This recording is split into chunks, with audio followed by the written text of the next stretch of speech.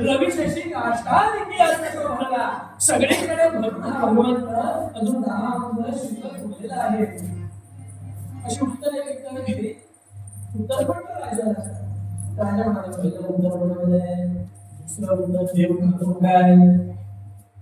आपल्या मंत्रिप्रमाणे त्यांनी सांगितलं देव म्हणून करतो राजा काही नसे ना हे काय म्हणले चला घरात बंदिवासात विद्वान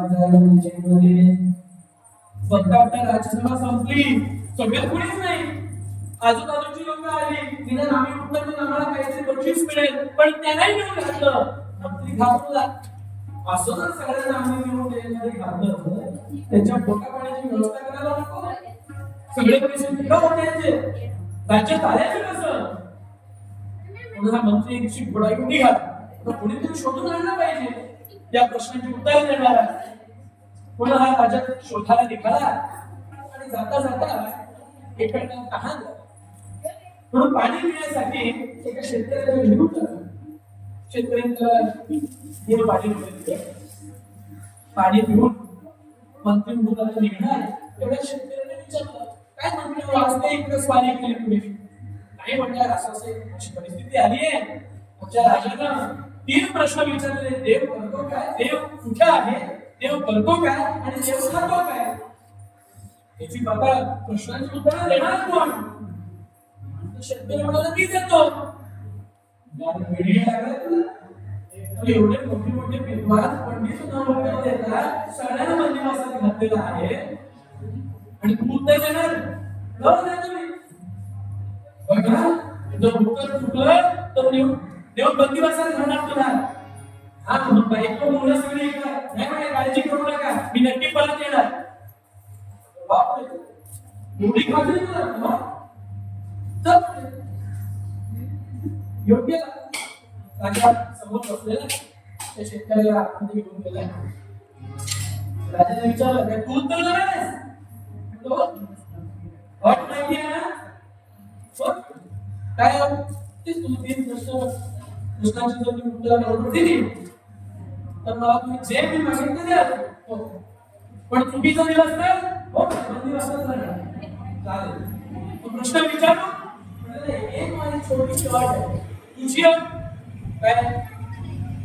समजा पहिल्या प्रश्नाचं उत्तर जर मी बरोबर दिलं तर मी जे मागितले तुम्ही द्याल का. विचार करा आहे शेतकरी काय विचारणार. 1 एकर जमीन, 2 एकर जमीन, नाही 100 एकर जमीन. नाहीतर एक 2-4 बैल मागे, नाहीतर गाई पुण्या मागे, एवढंच ना. हरकत नाही म्हणून, पण दिल्यानंतर बाकी 2 प्रश्नांची उत्तर दिली पाहिजे. ते देईल मी. पहिला प्रश्न विचारून देव कुठे आहे. देव सगळीकडे आहे.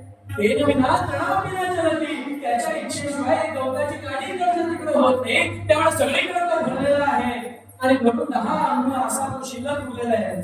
शेतकऱ्यांना सांगितलं हे उत्तर सोपं होतं, सगळ्यांना सांगितलं त्यामुळे राजा बरोबर आहे उत्तर. आता दुसरा प्रश्न विचारला राजा थांबा काय. पहिलं उत्तर बरोबर आहे. आता मी जे मागितलं तुम्ही दिलं पाहिजे. आणि एखाद्या जो लिखाण करणारा असतो त्याला किती काय एकदा जमीन मोकळी कर काय पाहिजे.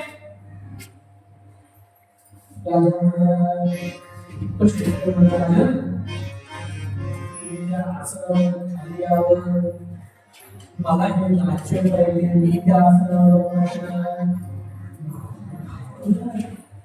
पायाखाली जमीन गेली. आपले आज शेतकरी पूर्ण राज्यच मागतोय. पण त्यांना काय सगळ्यांनी सांगितलंय राजाला बोलायला तर झालं.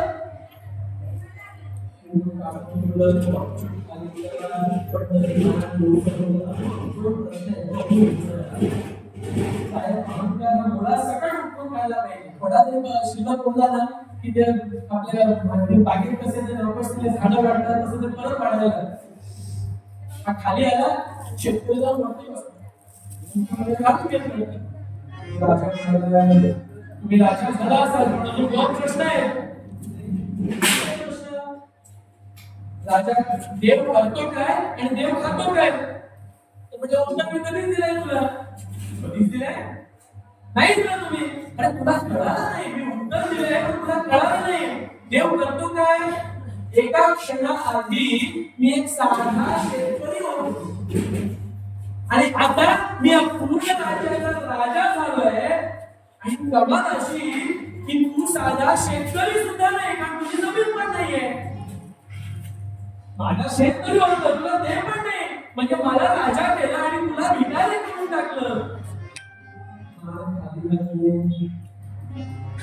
ही एक प्रश्न उरलेला आहे. परत विचारला पण शेवटचा प्रश्न त्याचं उत्तर दिलंय.